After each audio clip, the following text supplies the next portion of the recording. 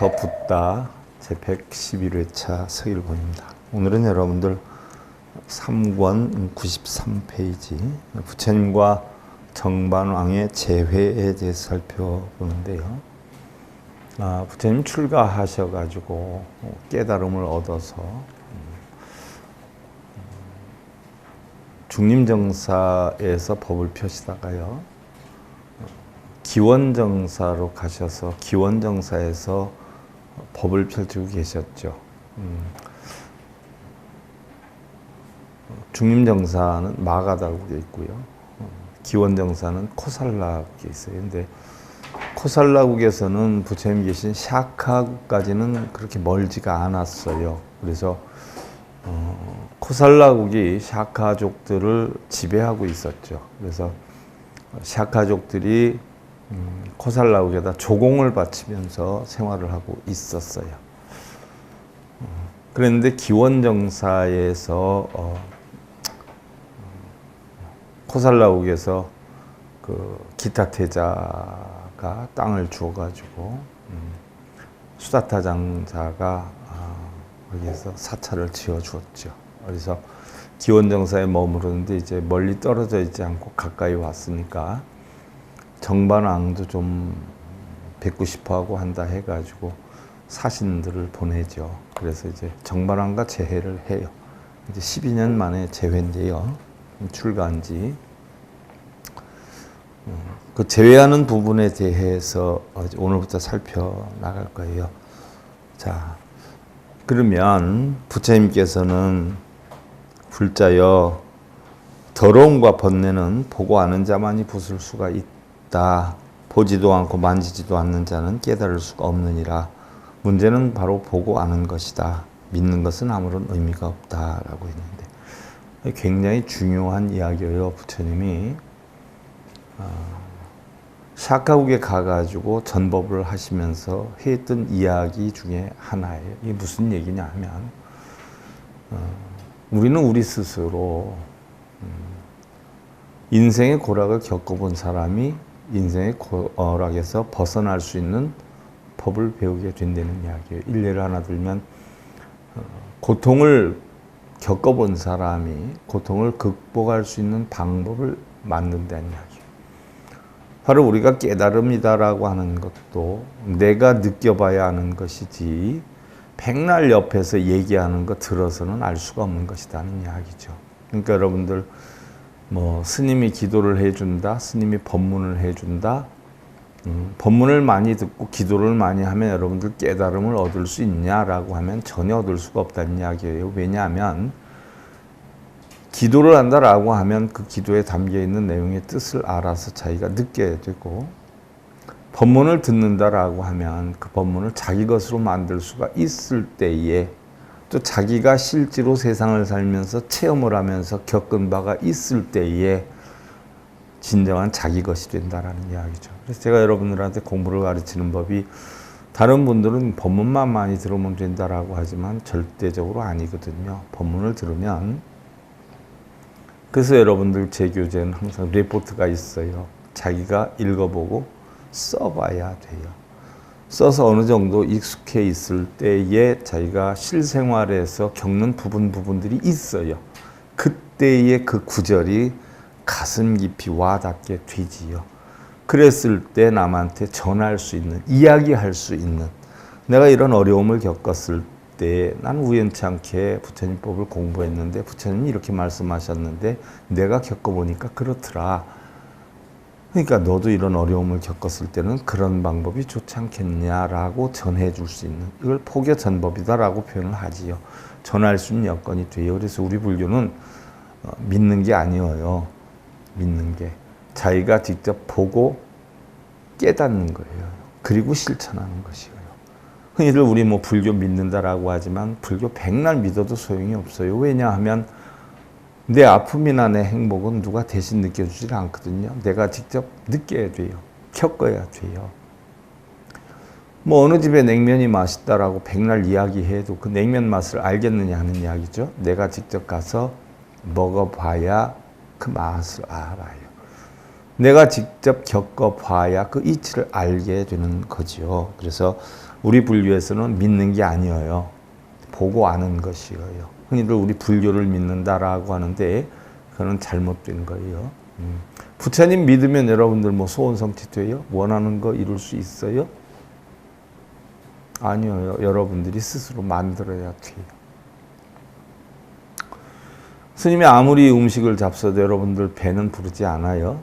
스님이 아무리 기도를 해줘도 여러분들한테 돌아가진 않아요. 잠시 마음이 나 기도해 주니까 편안하다 싶은 생각이 들 수는 있어요.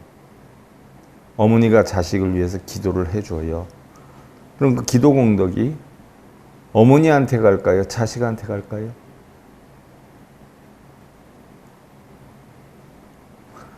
그러면 어머니가 자식한테 기도를 해주면 누가 편안할까요? 자식이 편안할까요? 어머니가 편안할까요? 기도하는 사람이 편안해요. 그러니까 자식을 위해서 기도를 백날, 천날, 천만 년을 해도 소용이 있어요? 없어요? 아무 소용이 없는 거예요. 엄마가 아무리 음식을 먹으면서 자 이제 엄마가 음식을 먹어줬으니까 배부르냐 배부르냐 해봐요. 천만 년을 먹어도 자식은 배가 뭐예요? 안 부른 거예요. 그럼 자식한테 기도 공덕이 가려면 어떻게 해야 돼요? 엄마가 부처님의 진리를 배워서 부처님과 같이 말을 하고 행동을 하고 생각을 해야 돼요. 그럼으로 인해서 자식이 어떻게 돼요? 그 부모를 보고 배우게 되죠. 그랬을 때 공덕이 가는 거예요. 게으른 부모가 인내와 끈기로서 열심히 살아가고 어떠한 어려움이 있어도 그걸 극복할 수 있는 그런 정신 자세를 가질 때에 그 아이는 그것을 보고 크기 때문에 그래서 배우는 거예요. 그게 기도 공덕이에요. 자식을 위해서 기도를 해준다고 공덕이 가는 건 아니에요. 그게 부처님 가르침이에요. 본인이 스스로 직접 보고 아는 것이다. 믿어서는 아무 소용이 없다라고 하는 거예요. 근데 여러분들은 본인은 바쁘고 어렵고 불교에 대해서는 복잡하니까 그냥 스님이 다 알아서 해주겠지 하고 스님한테 돈 주고 맡기죠. 그거 다 부질없는 짓이에요.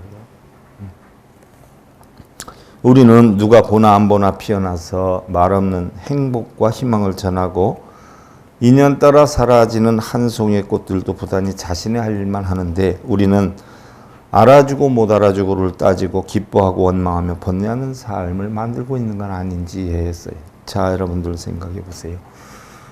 자, 꽃들이 자기 이쁘게 폈다고 해서 안 알아주면 화가 나나요? 꽃을 접나요? 근데 우리 불자님들은 부부싸움 해가지고 자기 마음에 안 들면 밥도 안 차려줘요. 또 신랑 나가서 늦게 들어와요? 안 들어와요? 꽃만도 못하다는 이야기죠. 벌은 누가 보나 안 보나 꾸준히 꿀을 따요. 근데 우리 사람들은 누가 봐주면 어떻게 돼요? 신이 나서 하고 안 봐주면 어떻게 돼요? 풀떼죽대서 안 하고 화내고 유정중생이라고 그래요. 그러한 마음을 잘 다스리는 법을 우리는 배워서 우리 스스로 부처님과 같은 삶을 만들어가는 것이 불교지 부처님한테 빌고 스님한테 내 인생 대신해서 해주세요 빌어주세요 백날 해봤자 소용이 없어요. 업장소멸도 자기가 하는 것이지 스님한테 업장소멸 좀 하게 해주세요 소용이 없어요. 스님이 아무리 능력이 많아도 우리 인생을 대신해 주진 않아요. 어느 스님이 뭐 대단히 훌륭하다고 해도 돈 버는 법에 능통하고 훌륭한 줄은 몰라도 내 인생에 이론의 가치성 있는 도움은 줄 수가 없어요. 대신해 줄 수가 없어요. 말은 해줘요. 그럼 말만 듣고 내가 성공을 해요? 그 말을 내가 내 것으로 만들어서 실천을 해야 되죠. 깨달음을 왜 못 얻을까요? 선지식이 없어서 못 얻을까요? 수천 년 부처님 진리가 퍼져나와가지고 군데군데 한 군데에도 없는 것이 부처님 진리인데 옛날에 어떤 사람이 어려서 부모가 일찍 돌아가셔서 코하로 컸어요. 그래가지고 속히 이야기하는 앵벌이라고 하나요? 그 물건 팔고 막 이러면서 그런 조직에 어려서부터 들어가서 살면서 나쁜 짓을 엄청 많이 했어요. 그러다 사고로 죽게 됐죠. 염라대왕 앞에 갔어요. 너는 왜 그렇게 죄를 많이 졌느냐라고 하니까 그 친구가 하는 이야기가, 저는 어려서 태어나서 부모도 없었고 고아원에서 크다가 나쁜 선후배들과 인연이 돼가지고 죄를 질 수밖에 없었습니다 라고 얘기를 해요. 염라대왕이 뭐라고 해요? 넌 세상에 살면서 좋은 일하고 성공하는 사람을 봤느냐? 봤습니다. 그럼 나쁜 일하고 문제 일으키는 그런 사람들을 봤느냐? 봤습니다. 명예나 권력이나 그런 걸 얻기 위해서 부단히 노력하고 열심히 사는 사람들은 봤느냐? 봤습니다. 이 염라대왕이 홍구멍을 내잖아요. 근데 이놈, 세상의 모든 것들이 다 스승인데 부모가 꼭 살아 있어야지 되느냐? 꼭 가르쳐야지 되느냐? 네가 스스로 그러한 것을 보고 바르게 살려고 노력을 했다라고 하면 죄를 얼마든지 안 지을 수 있는 것을, 네 마음에서 죄를 지려고 하는 마음이 있었기 때문에 죄를 진 것이지, 그래놓고 누구를 탓하느냐 하는 이야기예요. 주변을 보면 스승 아닌 사람이 하나도, 스승 아닌 물건이 하나도 없어요. 단지 내가 그걸 보고 배우려고 한다면 다 내 것으로 만들 수가 있어요. 그러나 배우려고 하지 않기 때문에 내 것을 못 만드는 거예요. 부처님 법도 얼마나 훌륭하니 2700년이나 흘러왔어요. 근데 배우려 하지 않아요. 전부들 바쁘다, 귀찮다, 모른다 하면서 전부 스님들한테 부탁하고 빌고, 백날 첫날을 아무리 스님들한테 부탁을 해도 여러분 인생을 살아주진 못해요. 그 배움을 통해서 우리 각자 스스로가 스스로의 인생을 만들어 가야 돼요. 부처님이 그렇게 신통하고 자제하고 모든 것을 다 해결해 줄 수가 있었다라고 하면 세상에 고통이니 악이라고 하는 것을 왜 남겨놓고 돌아가셨겠어요? 하나도 할 줄 아는 게 없었어요, 부처님. 단지 방법만 가르쳐 줬을 뿐이에요. 그리고 그 방법을 배워서 이루고 못 이루고는 부처님의 잘못이 아니에요. 안 하니 그러죠. 부처님 당신은 3계 도사이시고 사생의 자부이시고 초장보라 온 인류들을 다 길들이는 인데 왜 모든 중생을 다 똑같이 인도하지 못합니까? 라고 묻지요. 그랬을 때 부처가 얘기를 안 하나, 너에게 빈비사라 왕이 살고 있는 왕사성에 대해서 사람이 길을 물었다. 그래서 네가 가르쳐 주었어. 그림으로 그려서도 알려주고 말로도 가르쳐주고 손가락으로 저쪽으로 가면 된다라고도 알려주었다. 그랬을 때 그 사람들이 게을러서 노느라고 자기네들이 왕사성으로 안 가고 길을 잘못 들어서 딴 데 가서 놀고 있으면 그것이 네 책임이냐라고 물어요. 아닙니다. 저는 가르쳐 주었지만 따르지 않는 그 사람들의 책임입니다. 나도 그와 같다. 만인들의 지팡이로서 내가 모든 중생들을 인도하지만 안 따라오면 그거는 내 책임이 아니다. 나도 어쩔 수가 없다. 내가 의사로서 중생들을 고치려 하지만 그 환자가 나에게 치료를 안 받으려고 하면 나는 어쩔 수가 없다. 그래서 부처님이 못하는 3가지가 있었어요. 부처님은 다 중생들을 가르쳐서 이끌 줄 알지만 부처님 당신 스스로 나도 못하는 3가지가 있나니라 라고 했어요. 첫 번째는 인연이 안 되면 할 수가 없다라고 했어요. 인연이 안 되면. 두 번째로 혹이 변해서 새로운 혹으로 변해가면 그거는 내가 어쩔 수 없다. 예를 들어서 브라만이었는데 부처님이 훌륭하시다라고 하니까 부처님 법문을 들으러 왔다가 브라만들은 그때 맨날 빌고 절하고 촛불 켜놓고 그런 거 하지 않았어요? 그런데 부처님의 법문 듣기가 딱딱해. 왜 맨날 빌고 절하고 자기네들은 이렇게 생활 습관을 해왔는데 부처님은 뭘 해달라고 하면 법문만 했지, 응? 바라문처럼 뭐 빌어라, 뭘 어떻게 해라, 배달을 몇 번 읽어라, 써라, 그런 걸 안 했단 말이죠. 그러니까 싱겁다고 가버렸어요. 그러면 혹이 변했잖아. 불법을 배우러 왔다가 혹이 변해서 다른 혹으로 가면 그건 부처님이 잡아다 가르칠 거예요, 어쩔 거예요. 그건 어쩔 수가 없다.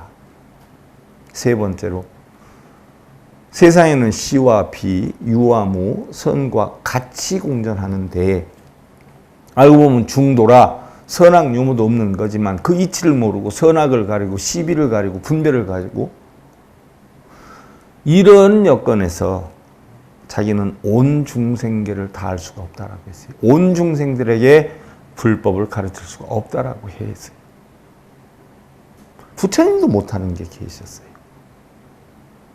근데 우리 사람들은 어떻게 돼요? 법보다 주먹이 앞선다고 부처님 법을 배우려고 하지 않고 어떻게 돼요? 전부 스님들한테 맡겨놓지 않아요?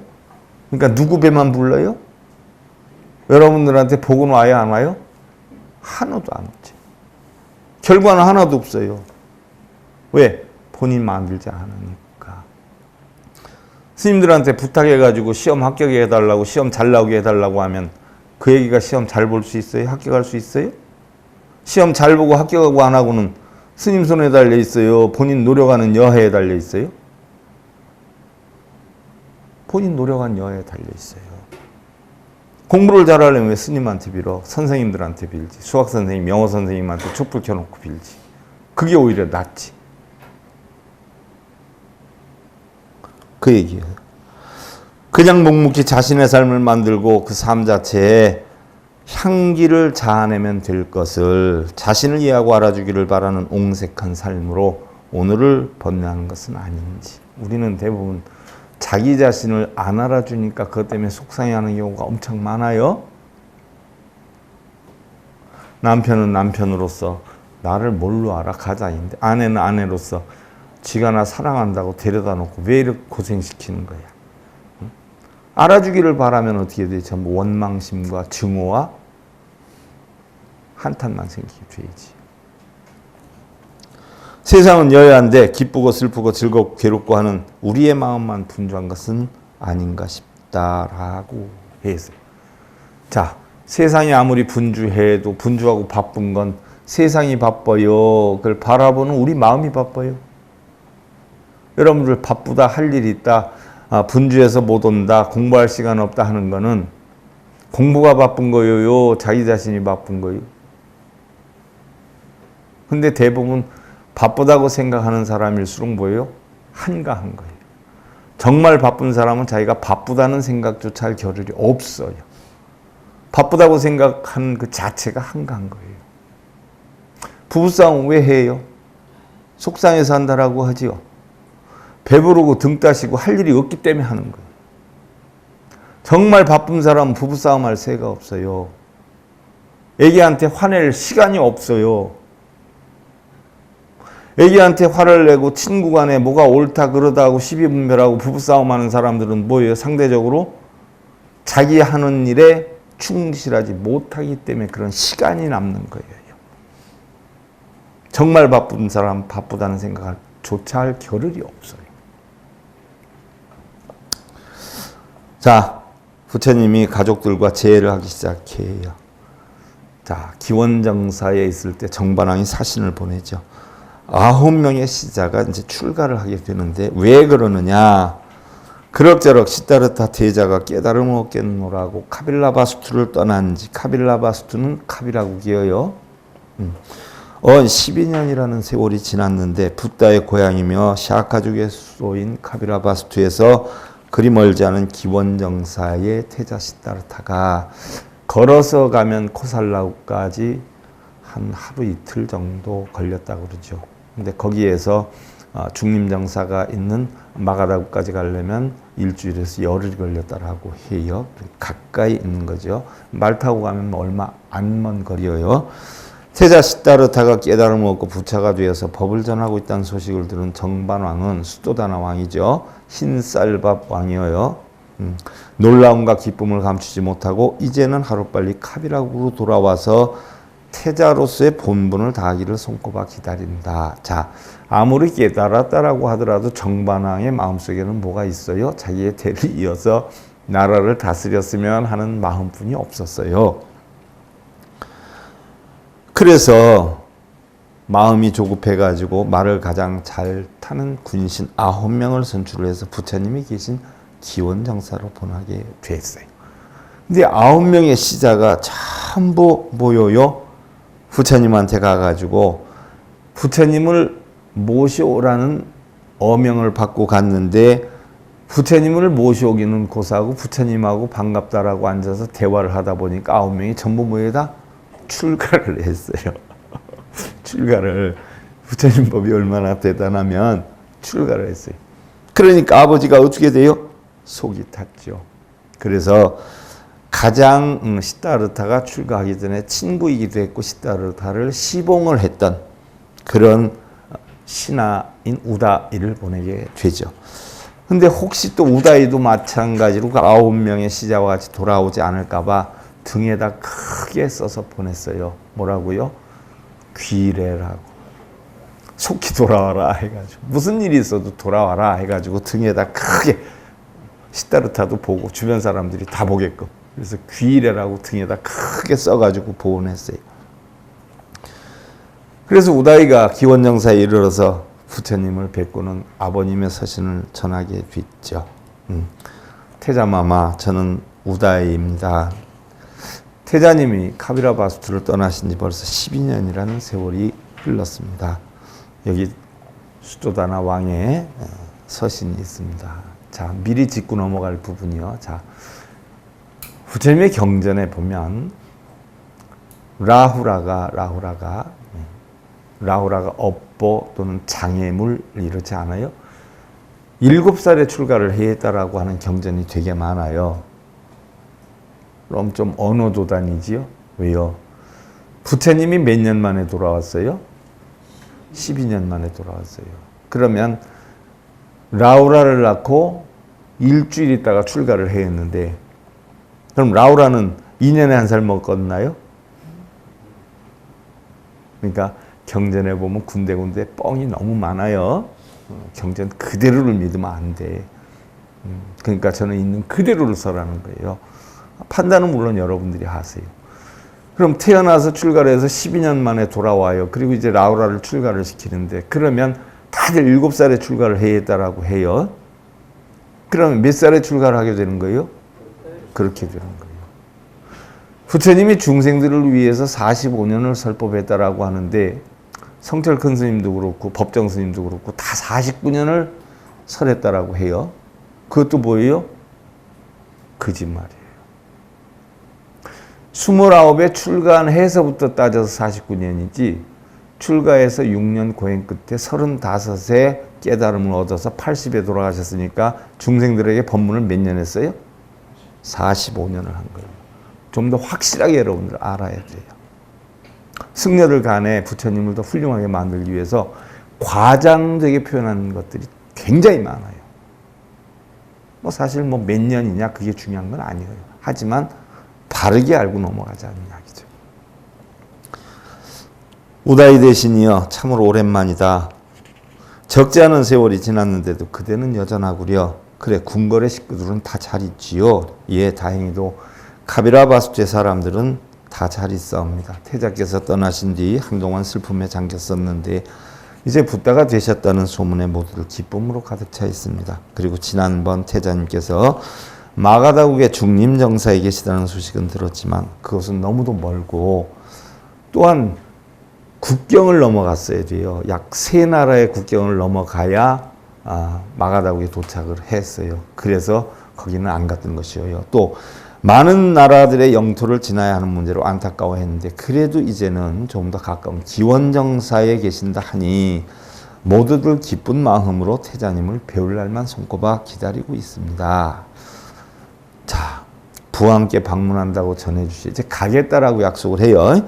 구곡간장이 찢어질 듯 애절함이 가득한 부왕의 편지를 읽고 난 붓다는 조용히 편지를 접으면서 부왕마마의 초청이 아니더라도 이제는 어느 정도 기원정사도 안정이 되었고 카빌라바스투의 샤카족 사람들에게도 찾아갈 생각은 하고 있었는데 그래 부왕께 고국을 방문하겠다고 전해주시오. 태자시여 조금 빨리 서둘러 주십시오. 사실 대왕을 비롯해서 마하파차파티 왕후 그리고 야소다라 태자비 등 태자님을 아끼는 많은 분들이 매일 성루에 올라 기원정사 쪽을 바라보면서 태자님의 건강과 성공을 기원하고 있나이다. 그러시오. 어차피 내가 떠나기로 마음을 먹었으니까 내일 당장 떠나도록 해보겠소. 자, 비구들이여, 일부는 이곳에 남아서 수행을 계속하고 다른 비구들은 내일 나와 함께 카빌라바스트로 떠날 채비를 하도록 하시오. 그것에도 아직 깨닫지 못한 사람들이 많이 있으니 그들에게 또한 법문을 전해야 할 것이요. 붓다의 그 말이 떨어지자마자 환희에 찬 우다이는 한 걸음으로 고국에 달려가서 정반왕께 이 사실을 알렸고, 정반왕은 우다이를 보고 듣고는 크게 기뻐하면서 칠보의 거마를 갖추고 온갖 장엄을 해서 붓다를 맞을 채비를 다하라고 명령을 했다. 자, 여기에 칠보가 나와요. 유리, 만호, 진주 이런 게 많이 나온단 말이에요. 칠보. 그 당시에는 세상에서 가장 큰 보물을 칠보라고 했어요. 7가지의 보물이라고 했어요. 그래서 극락정토가 뭐로 돼 있어요? 전부 다 칠보로 돼 있다라고 표현을 해놨어요. 연못도 칠보, 궁전도 칠보, 전부 칠보. 나무도 칠보, 나무 이파리도 칠보. 세상에서 가장 좋은 것으로 비유해서 만들어 놓은 게 극락정토예요. 그런데 사실은 극락정토가 그렇게 실제로 있어요? 미타정토 3부경에서 제가 설을 다 했지 않았어요? 전부 우리 상상 속에 꾸며진 이야기다.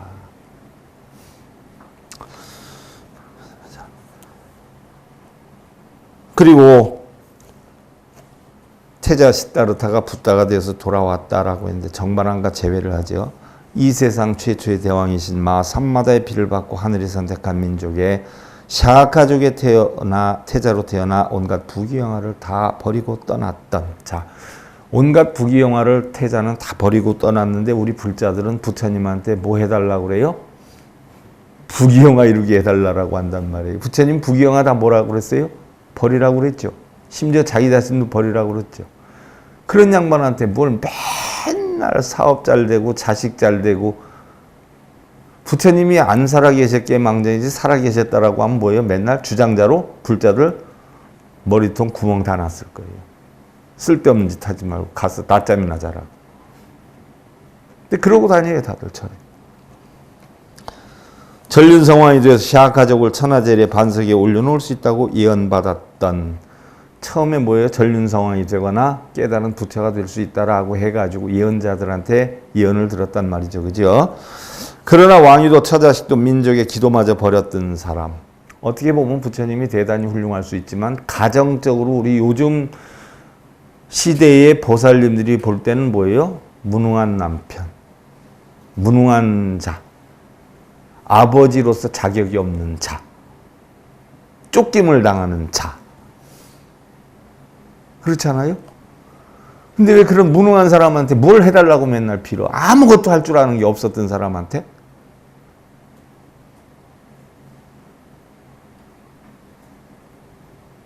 부처님이 왜 훌륭했다라고 했어요? 2가지 말씀드렸죠.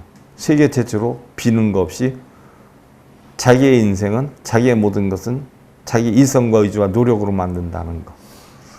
비는 거, 과거 구석기 시대부터 빌어왔던 제도를 부처님이 빌어서 되는 거 아니다. 자기의 의지와 노력으로 되는 것이다. 세계 최초로 뭐예요?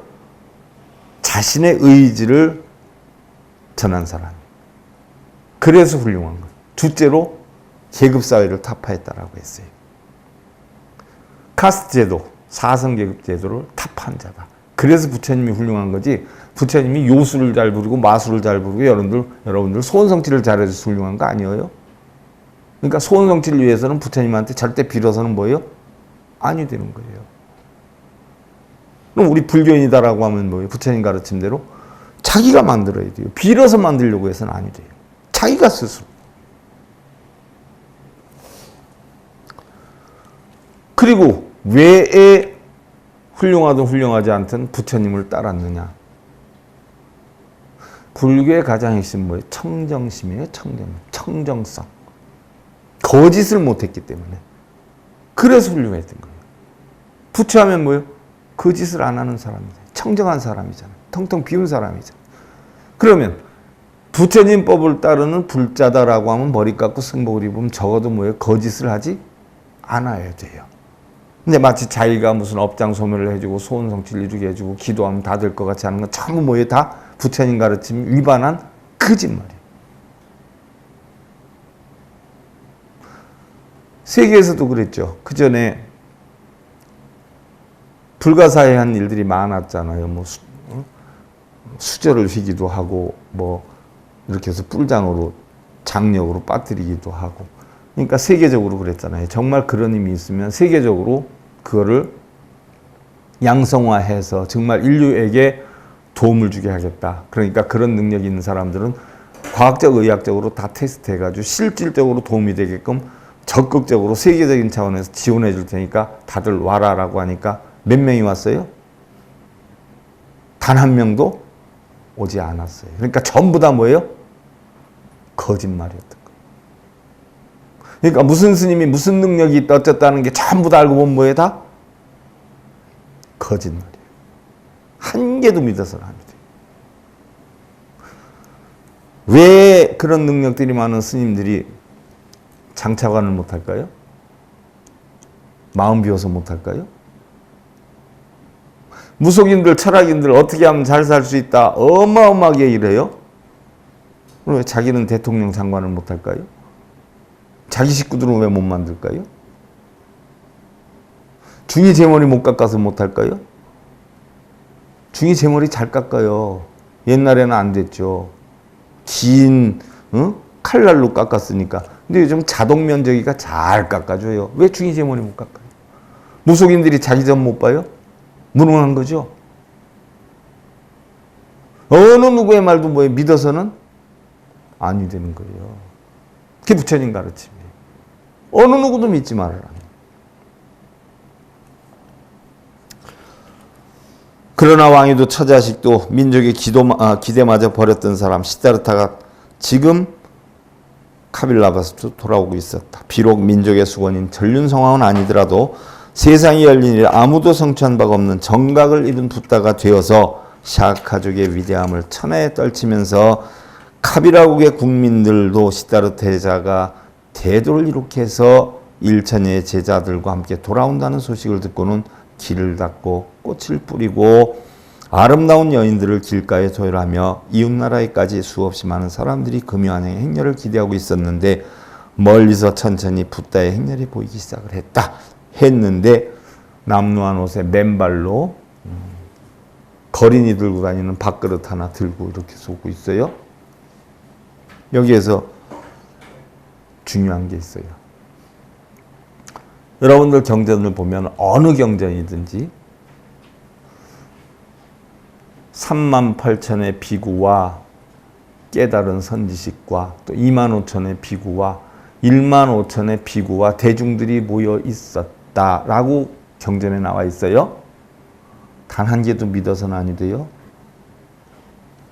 신문에 낼 때 예를 들어서 우리 자비정사에서 법회를 봤다. 근데 신문에 좀 내주세요. 그러면 기자들이 온단 말이죠. 얼마만큼 뒷주머니를 채워주느냐에 따라서 인원수가 늘어요. 실제로 100명이 왔으면 몇 푼 집어주면 300명이 왔다 그러고 넉넉히 주면 1000명이 왔다 그러고 하면 5000명이 왔다라고까지 바뀌어요. 기사도. 그럼 부처님 경전에 38,000 비구, 25,000 비구가 모였다라고 하는 거 실제로 따져보세요. 부처님 제자는 몇 명이었어요? 1200명이었어요. 무슨 38,000이 어디서 있어요? 1200명 가운데서도 부처님을 항상 쫓아다녔던 제자는 몇 명이었어요? 10명이었어요.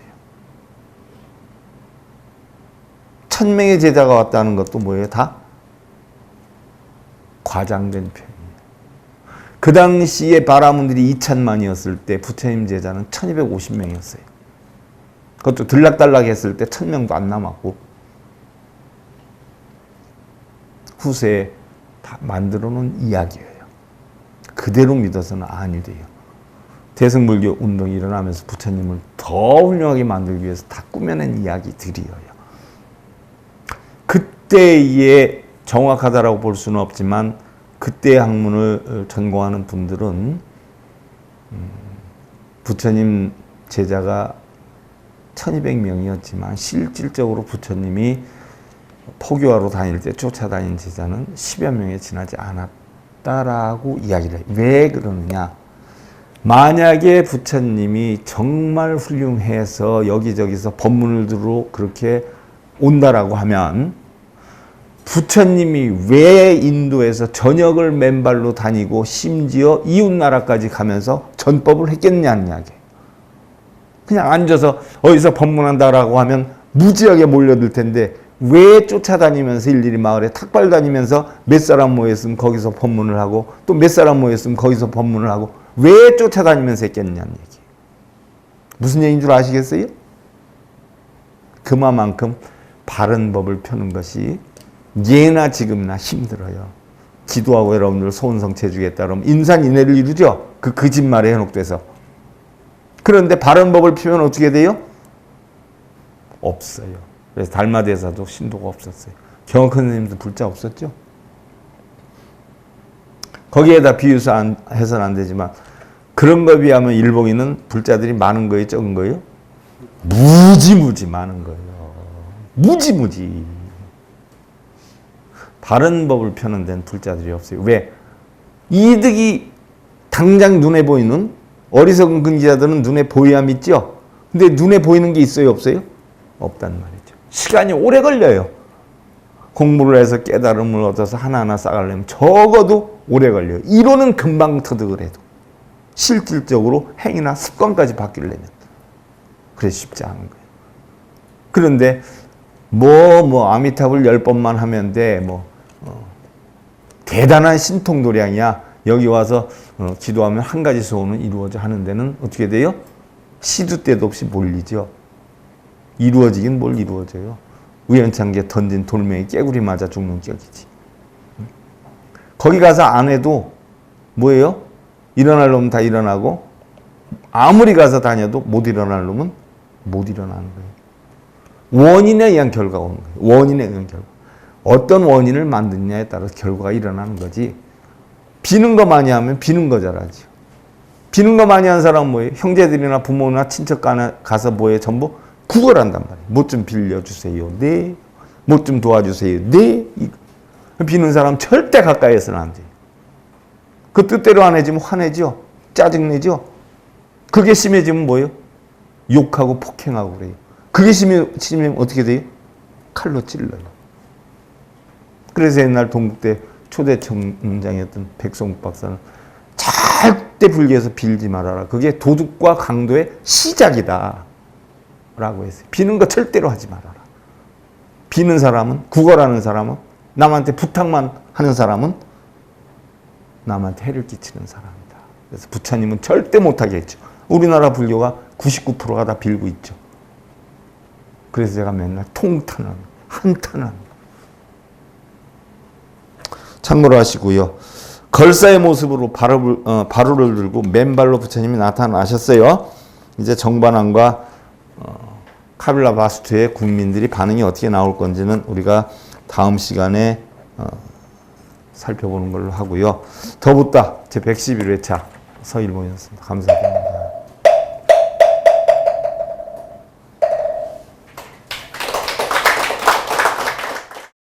행복으로 가는 징검다리에 서길봉 스님이 여러분들을 초대합니다. SIB 불교교육대학에서는 더 듣다, 생활 속의 천수경, 달마대사 성관법, 현대생활 불교 법요지, 불교학개론, 성찰스님 백일 법문 등을 비롯한 바른 불법, 바른 진리, 서길봉 스님의 SIB 불교교육